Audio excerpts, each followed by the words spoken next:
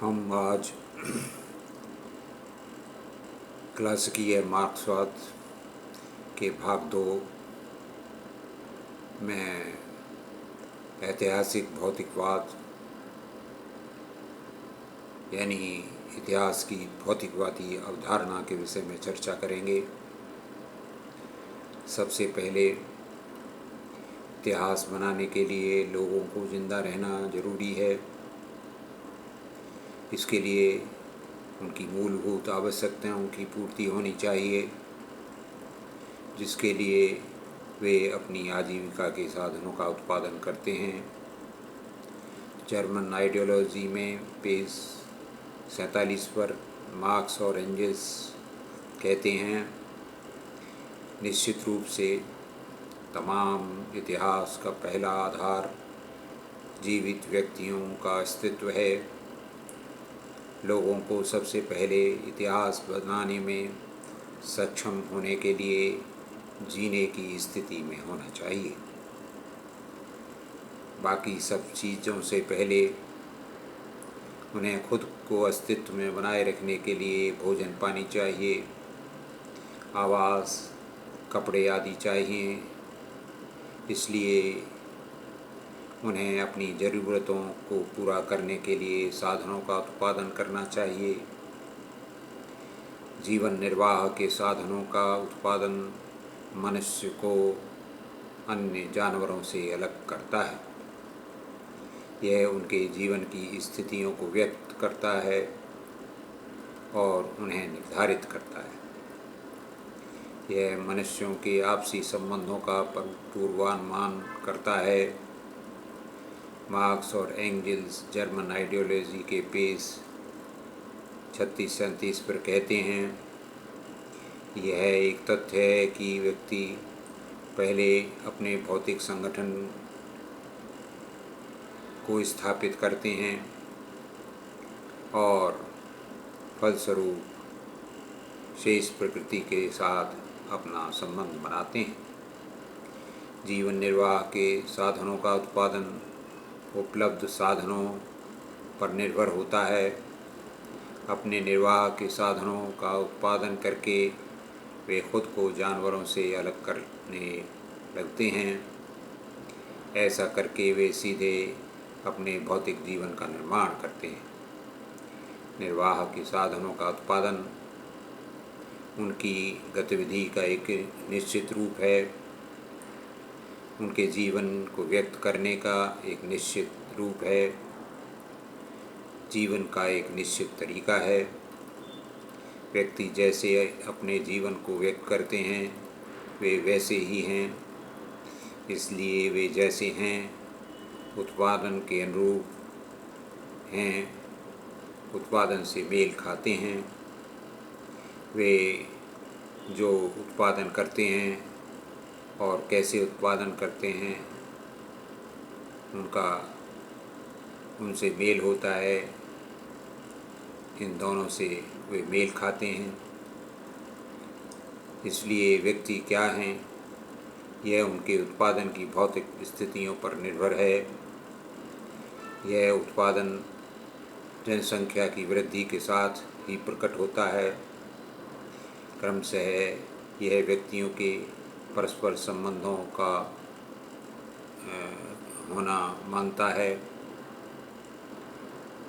इन परस्पर संबंधों का रूप फिर से उत्पादन द्वारा निर्धारित किया जाता है।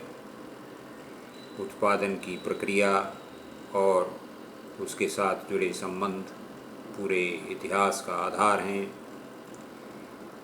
जिससे सभी अधिरचनाएं उत्पन्न होती हैं, जैसे धर्म, दर्शन, नैतिकता आदि।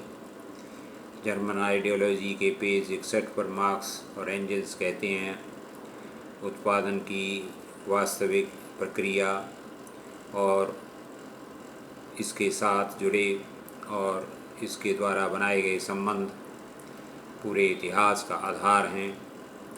यह विभिन्न चरणों में एक नागरिक समाज है। इसकी क्रिया में इसे राज्य के रूप में वर्णित किया जा सकता है। इससे सभी विभिन्न सैद्धांतिक उत्पाद चेतना के रूप धर्म, दर्शन, नैतिकता आदि उत्पन्न होते हैं और उनके गठन की प्रक्रिया का पता उस आधार से लगाया जा सकता है।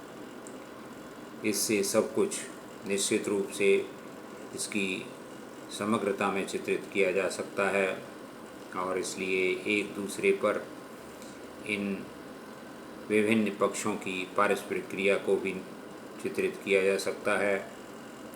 इस प्रकार आधार और उसके विभिन्न उत्पादों की एक दूसरे पर पारस्परिक क्रिया होती है। आलोचक अक्सर पारस्परिक क्रिया के इस बिंदु को भुला देते हैं और केवल इसके आर्थिक पक्ष पर जोर देते हैं। उत्पादन और उत्पादन के संबंध व्यक्तियों की सोच को जन्म देते हैं। उनके मानसिक उत्पादन को राजनीति, कानून, नैतिकता, धर्म, तत्वमीमांसा आदि को जन्म देते हैं। वे न केवल अपने जीवन निर्वाह के निर्माता हैं बल्कि अपने विचारों के भी निर्माता हैं। मार्क्स और एंजेल्स जर्मन आइडियोलॉजी के पेज 41-42 पर कहते हैं, व्यक्ति अपनी उत्पादक गतिविधि के दौरान निश्चित सामाजिक और राजनीतिक संबंधों में प्रवेश करते हैं। सामाजिक और राजनीतिक संरचनाएं काम करने वाले व्यक्तियों की जीवन प्रक्रिया से विकसित होती हैं, जो उनकी इच्छा से स्वतंत्र, निश्चित भौतिक सीमाओं, शर्तों आदि के तहत होती हैं।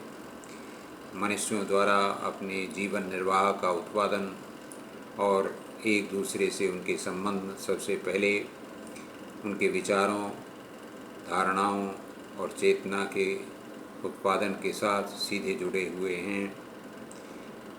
यह वह अवस्था है जिसमें व्यक्तियों के विचार, सोच, मानसिक संबंध प्रकट होते हैं, जो इस भौतिक गतिविधि का प्रत्यक्ष प्रवाह हैं। यही बात मानसिक उत्पादन, राजनीति, कानून, नैतिकता, धर्म, तत्वमीमांसा आदि पर भी लागू होती है। इस भौतिक गतिविधि में लगे व्यक्ति अपनी धारणाओं, विचारों आदि के निर्माता हैं। चेतना उनका चेतन अस्तित्व है। अगर विचारधारा में यह उल्टा दिखाई दे तो यह रेटिना पर बने उल्टे प्रतिबिंब की तरह है। मार्क्स और एंजेल्स का दृष्टिकोण काल्पनिक चीज़ों, सोच, विचारों से शुरू करने का नहीं है, बल्कि वास्तविक दुनिया से शुरू करने का है। स्वर्ग से शुरू करके पृथ्वी तक आने का नहीं है, बल्कि पृथ्वी से शुरू करके स्वर्ग तक जाने का है। उन व्यक्तियों से शुरू करने का नहीं है जिनके बारे में ऐसा बताया गया है, सोचा गया है, कल्पना की गई है, बल्कि उनकी वास्तविक जीवन प्रक्रिया के आधार पर शुरू करने का है। यहाँ तक कि मानव मस्तिष्क में बने बिंब भी उनकी भौतिक जीवन प्रक्रिया का उदात्तीकरण है। नैतिकता, धर्म, तत्वमीमांसा, बाकी सभी विचारधारा और चेतना के विभिन्न रूप अब अपनी स्वतंत्रता को कायम नहीं रखते हैं। व्यक्ति अपने लिए भौतिक उत्पादन और अपने भौतिक संबंधों का विकास करते हैं और उसके साथ अपने वास्तविक अस्तित्व, अपनी सोच को बदलते हैं और अपनी सोच के उत्पादों को भी बदलते हैं। इसके अलावा उनका कोई अलग इतिहास नहीं है। यह व्यक्तियों की चेतना नहीं है जो उनके जीवन को निर्धारित करती है, बल्कि उनका जीवन उनकी चेतना को निर्धारित करता है। मार्क्स का कहना है कि पेरिस और ब्रुसेल्स में अपने अध्ययन के दौरान वह एक निष्कर्ष पर पहुँचे जो उनके अध्ययन का मार्गदर्शन सिद्धांत बना। राजनीतिक अर्थशास्त्र की आलोचना के लिए एक योगदान की प्रस्तावना में प्रोग्रेस पब्लिशर्स मॉस्को 1978 पेज 20-21 पर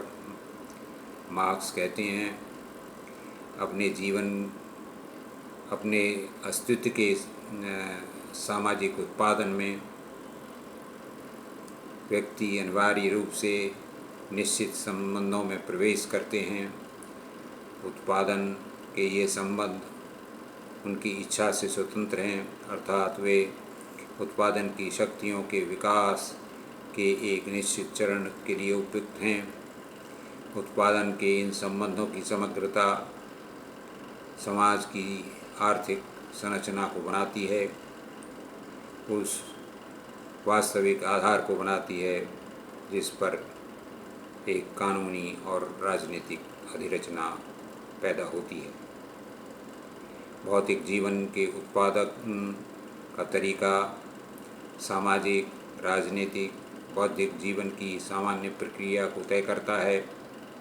विकास के एक निश्चित चरण में समाज की भौतिक उत्पादक शक्तियाँ उत्पादन के मौजूदा संबंधों के साथ टकराव में आ जाती हैं। उत्पादक शक्तियों के विकास के रूप से ये रिश्ते उनकी बेड़ियों में बदल जाते हैं। इसके बाद सामाजिक क्रांति का युग शुरू होता है। आर्थिक आधार में बदलाव देर सवेर पूरी विशाल अधिरचना के परिवर्तन की ओर ले जाते हैं। ऐसे परिवर्तनों के अध्ययन में दो चीज़ों में अंतर करना आवश्यक है। एक तो उत्पादन की आर्थिक स्थितियों के भौतिक परिवर्तन और दूसरे कानूनी, राजनीतिक, धार्मिक, कलात्मक या दार्शनिक यानी वैचारिक रूपों के परिवर्तन, जिनमें व्यक्ति इस संघर्ष के प्रति सचेत हो जाते हैं और उसका मुकाबला करते हैं। कोई भी सामाजिक प्रणाली उन सभी उत्पादक शक्तियों के विकसित होने से पहले कभी नष्ट नहीं होती जिसके लिए यह पर्याप्त है, और उत्पादन के नए संबंध, नए श्रेष्ठ संबंध उनके अस्तित्व के लिए भौतिक परिस्थितियों के पुराने समाज के ढांचे के भीतर परिपक्व होने से पहले कभी भी पुराने संबंधों को प्रतिस्थापित नहीं करते।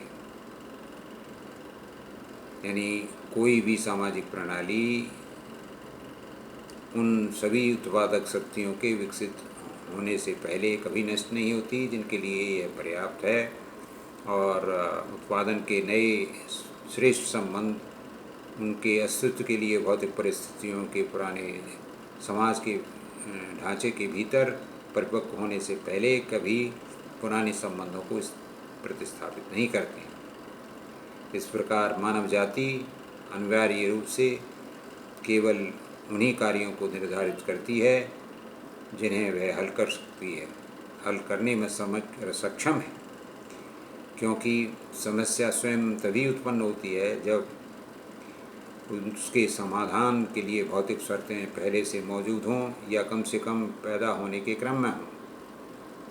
एशियाई, प्राचीन, सामंती और आधुनिक बुर्जुआ उत्पादन के तरीके प्रगति को समाज के आर्थिक विकास में युगों को चिन्हित करने वाली प्रगति के रूप में नामित किया जा सकता है। आज का युग पूंजीवाद का युग है और पूंजीवादी उत्पादन पद्धति में जो आर्थिक विकास है उसे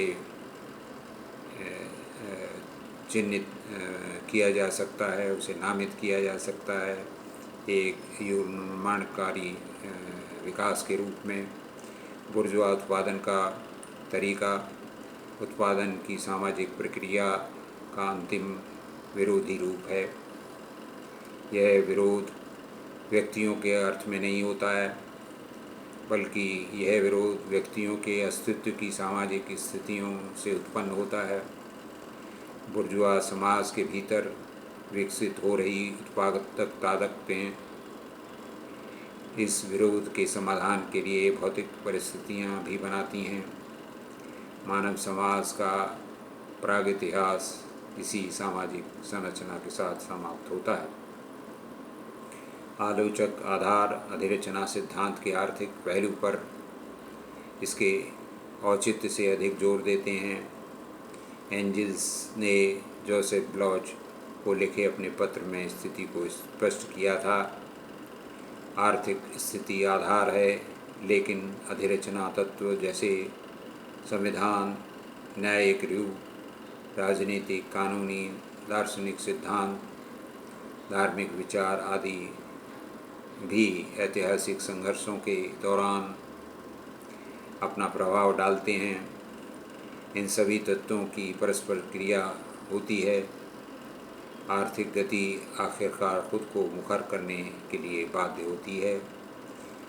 इसके अलावा 25 जनवरी 1894 को डब्ल्यू बोर्डियस को लिखे अपने पत्र में एंगल्स लिखते हैं, राजनीतिक, कानूनी, दार्शनिक, धार्मिक, साहित्यिक, कलात्मक आदि विकास आर्थिक विकास पर आधारित हैं, लेकिन ये सभी एक दूसरे पर और आर्थिक आधार पर भी प्रतिक्रिया करते हैं।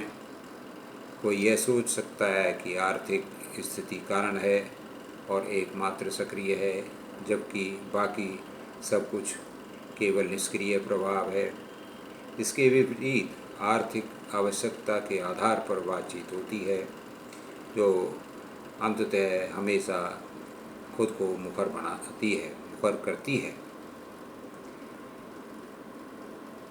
Capital volume 1, foreign languages publishing house, Moscow, 1954, page 178 पर मार्क्स मानव श्रम के महत्व पर, इस मामले में मानसिक श्रम पर जोर देते हुए मनुष्य और मकड़ी या मधुमक्खी के बीच तुलना करते हैं। एक मकड़ी एक बुनकर जैसी दिखती है।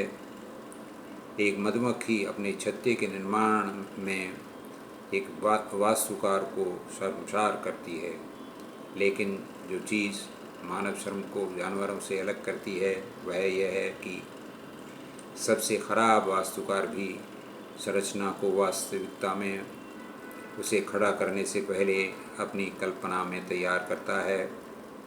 मार्क्स और एंगल्स द्विआधारी विरोध यानी बाइनरी ओपोजिशन, जैसे शोषक और शोषण, आदर्शवादी और भौतिकवादी के साथ समाज और अवधारणाओं का विश्लेषण करते हैं। कम्युनिस्ट घोषणा पत्र में वे सभी समाजों को शोषकों और शोषितों के बीच विभाजित करते हैं। वे कहते हैं स्वतंत्र लोग और गुलाम, पैट्रिशियन यानी कुलीन वर्ग और प्लेबियन यानी साधारण वर्ग, भूस्वामी और भूदास, शिल्प संघ का मालिक और मजदूर कारीगर, संक्षेप में उत्पीड़क और उत्पीड़ित एक दूसरे के लगातार विरोध करते आए हैं। प्राचीन रोम में हमारे पास देशभक्त शूरवीर प्लेबियन दास हैं। मध्य युग में सामंती प्रभु, जागीरदार, शिल्प संघ का मालिक, यात्रा करते हुए मजदूर, प्रशिक्षु, भूदास हैं। फिर इन सभी वर्गों में फिर से अधीनस्थ श्रेणियां हैं। हमारा युग पूंजीपति वर्ग का युग है। उसने वर्ग विरोधों को सरल बनाया है। समग्र रूप से समाज दो महान शत्रुतापूर्ण शिविरों में विभाजित हो गया है, होता जा रहा है। दो महान वर्गों में जो सीधे एक दूसरे का सामना कर रहे हैं, पूंजीपति वर्ग और सर्वहारा वर्ग में विभाजित होता जा रहा है।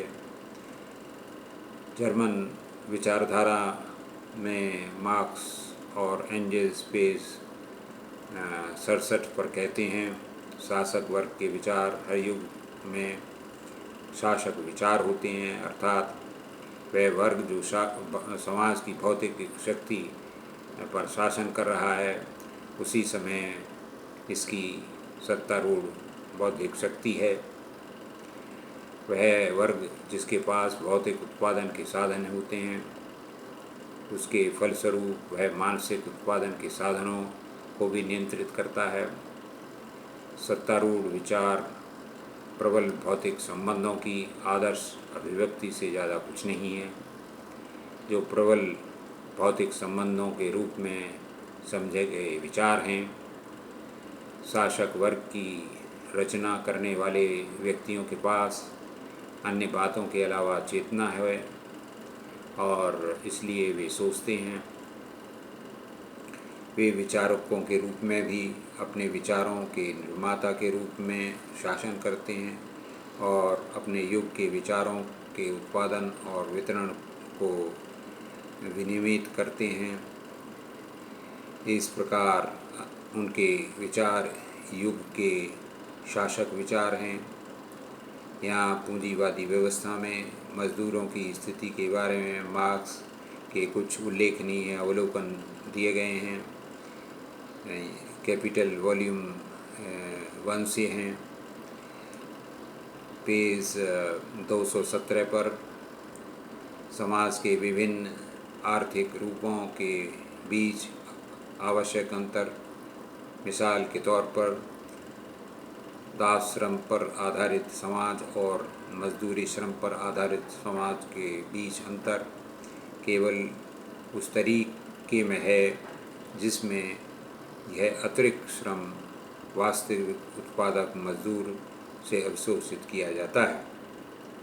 पेज 233 पर पूंजी एक मृत श्रम है जो एक पिशाच की तरह जिंदा श्रम को चूस कर ही जिंदा रहती है और जितना अधिक जीती है उतना ही अधिक श्रम वह चूसती है।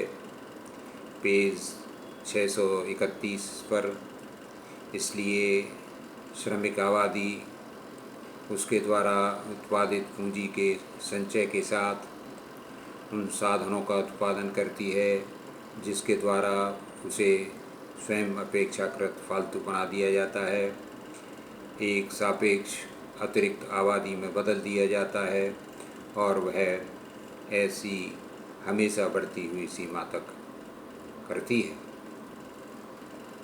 पेज 632 पर लेकिन अगर एक अतिरिक्त श्रमिक आबादी संचय का या पूंजीवादी आधार पर धन के विकास का आवश्यक उत्पाद है तो यह अतिरिक्त जनसंख्या पूंजीवादी संचय का उत्तोलक बन जाती है। यही नहीं, यह उत्पादन की पूंजीवादी प्रणाली के अस्तित्व की एक शर्त बन जाती है। पेज 633 पर इसलिए आधुनिक उद्योग की गति का संपूर्ण रूप श्रमिक आबादी के एक हिस्से को बेरोजगारों या बेरोजगारों में निरंतर परिवर्तन पर निर्भर करता है। पेज 715 पर पूंजीवादी व्यवस्था पहले से ही मजदूरों को उन सभी संपत्ति के से पूर्ण रूप से अलग करती है जिसके माध्यम से वे अपने श्रम का उपयोग आजीविका के लिए कर सकते हैं। पेज 763 पर एक पूंजीपति हमेशा बहुतों को मारता है ... पूंजी के बड़े मालिकों की संख्या लगातार बढ़ती है जो परिवर्तन की इस प्रक्रिया के सभी लाभों को हड़प लेते हैं और उन पर एकाधिकार कर लेते हैं। इसके साथ साथ दुख, जुल्म, गुलामी, अवनति, शोषण की मात्रा बढ़ती है। ... पूंजी का एकाधिकार उत्पादन के तरीकों पर एक रुकावट बन जाता है। उत्पादन के साधनों का केंद्रीकरण और श्रम का सामाजिकरण अंत में एक ऐसे बिंदु पर पहुंच जाता है जहां वे अपने पूंजीवादी आवरण के साथ असंगत हो जाते हैं।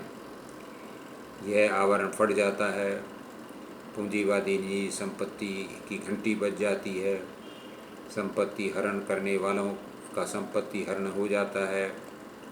इस प्रकार पूंजी का कुछ ही हाथों में निजीकरण हो जाता है जबकि बड़े पैमाने पर मजदूरों का सामाजिकरण हो जाता है।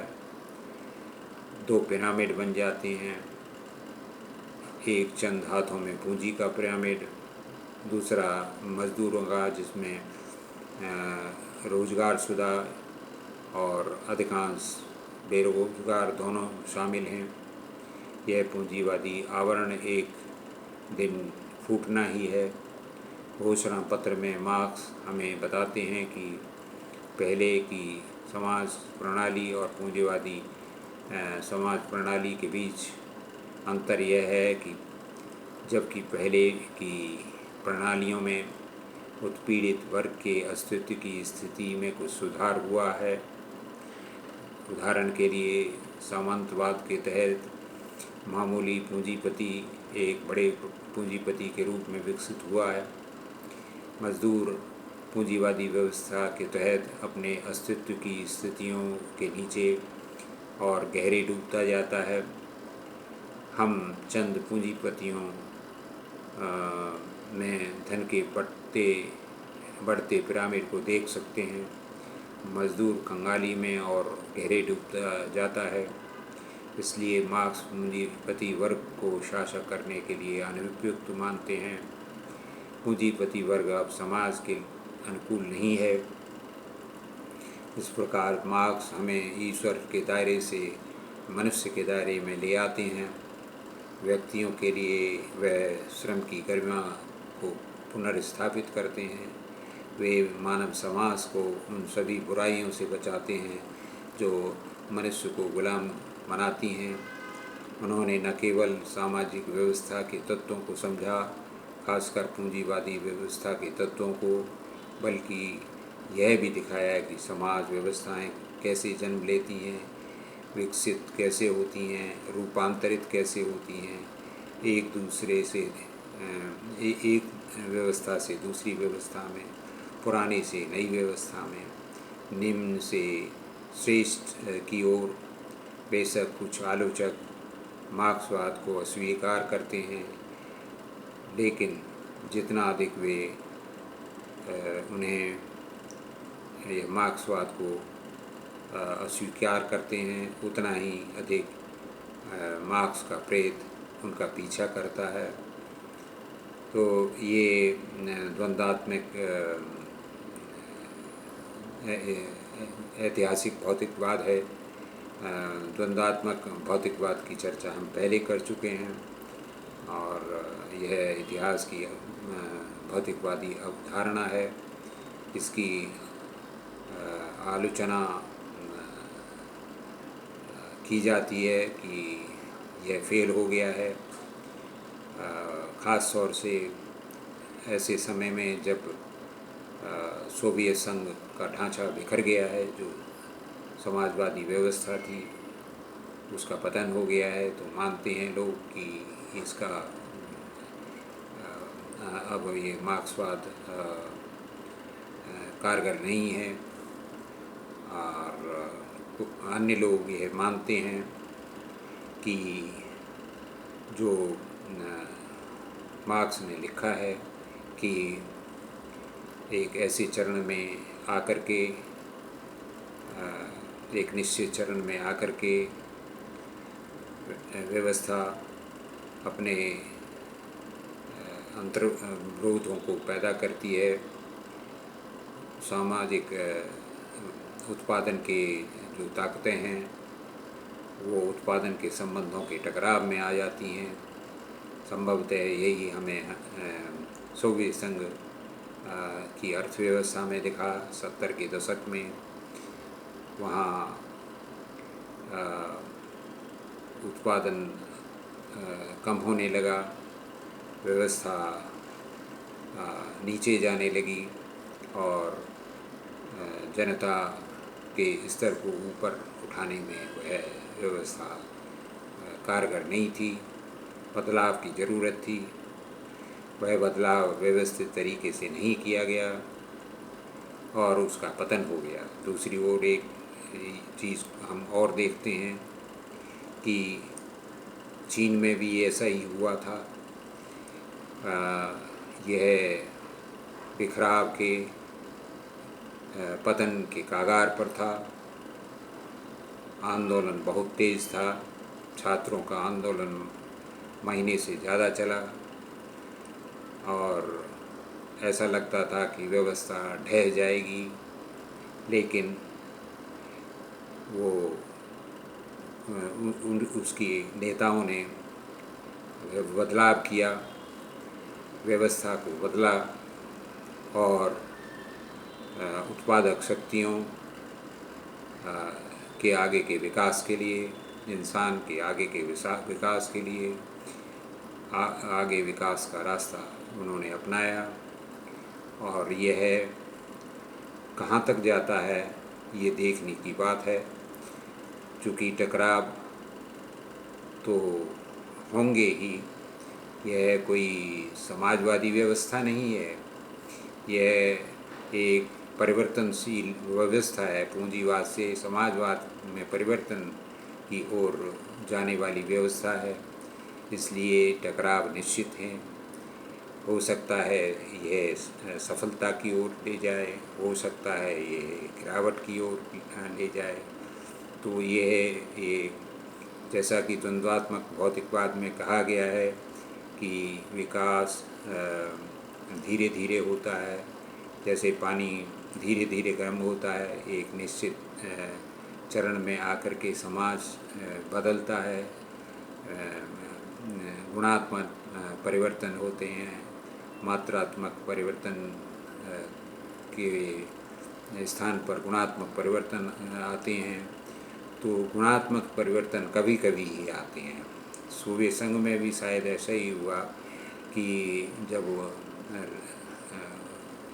विकास रुक गया और जनता का जीवन ऊपर उठने के बजाय नीचे जाने लगा, तो व्यवस्था में परिवर्तन आना तय था।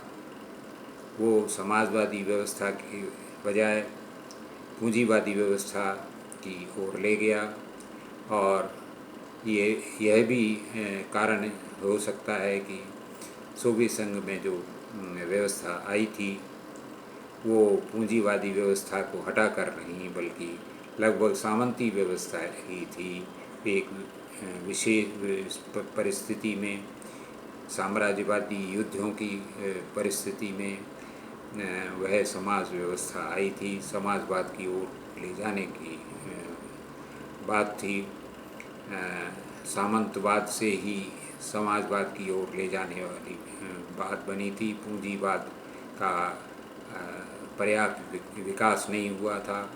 यही बात हम चीन में भी देखते हैं कि वहाँ पर भी पूंजीवाद का विकास पर्याप्त नहीं हुआ था। सामंती व्यवस्था थी, उसको हटा करके एक समाजवादी व्यवस्था आई। लेकिन ये इस बात से नहीं इनकार किया जा सकता कि पूंजीवादी समाज उत्पादन के साधनों को और अधिक विकसित करता है, बहुत आगे ले जाता है, और जब ये टकराव में आएगा तभी इसमें परिवर्तन होंगे। चीन में ऐसा लगता है कि ये पूंजीवाद का जो विकास कर रहे हैं ये निरंतर टकराव में आएगा, आता रहेगा। एक ऐसी स्थिति भी आ सकती है जब मात्रात्मक परिवर्तन से गुणात्मक परिवर्तन की ओर जाए। यह नीचे की ओर भी जा सकता है, चूँकि पूंजीवादी व्यवस्था गिरावट की ओर भी ले जाती है, उसका पतन होता है समाजवादी व्यवस्था की तरफ ले जाने की ओर। लेकिन वहाँ एक परिवर्तन के दौर में है, समाज परिवर्तन के दौर में है। अभी ये देखना होगा कि वहाँ समाजवाद का प्रयोग कहाँ तक सफल रहता है। सोवियत संघ में समाजवाद का प्रयोग असफल रहा, दूसरे अन्य देशों में ऐसा कितना सफल होता है ये आगे की ओर देखना जरूरी है। लेकिन यह एकदम निश्चित है कि पूंजीवादी प्रणाली अनंत काल तक नहीं रह सकती है। जिस प्रकार से सामंतवादी प्रणाली अनंत काल तक नहीं रही, गुलामी व्यवस्था अनंत काल तक नहीं रही, उसी तरह से यह भी अनंत काल तक नहीं रह सकती है। जैसे पानी गर्म धीरे धीरे होता है, भाप में बहुत बाद में आकर के 100 डिग्री सेंटीग्रेड पर आकर के बदलता है, वही स्थिति समाजों की भी है। पूंजीवाद के साथ में भी यही होना है, यही मार्क्स की प्रस्थापना है। तो लोग समाज के बदलाव को लेकर के मार्क्स का खंडन कर सकते हैं, लेकिन दूसरी ओर यह भी बात है कि मार्क्स का सिद्धांत, मार्क्स की व्याख्याएं और अधिक व्याख्याओं की मांग करती हैं, चूँकि यह मार्क्स जो ने लिखा, मार्क्स की जो प्रस्तावना है वो 19वीं शताब्दी की हैं। 20वीं शताब्दी गुजर गई, 21वीं शताब्दी अब चल रही है। बहुत सारे परिवर्तन हुए हैं। उन परिवर्तनों का विश्लेषण करने की ज़रूरत है, वैज्ञानिक विश्लेषण करने की ज़रूरत है, और यह किस तरफ ले जाएंगे ये देखने की ज़रूरत है।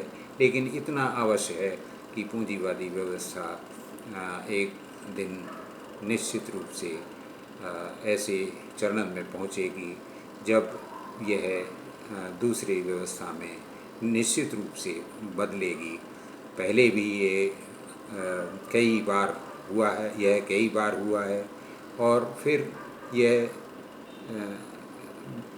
आने वाले समय में दोहराएगा। अभी ऐसा लगता है कि ये असफल हो गया, मार्क्सवाद असफल हो गया, मार्क्स के सिद्धांत असफल हो गए, लेकिन उन्होंने जो देखा अपने समय में वही लिखा, और आज विद्वानों को आज जो घटित हो रहा है उसके बारे में देखने, समझने की, विश्लेषण करने की ज़रूरत है। तो यही हम यहीं तक अपनी चर्चा को रखते हैं और ऐतिहासिक भौतिकवाद की चर्चा को यहीं पर समाप्त करते हैं। धन्यवाद।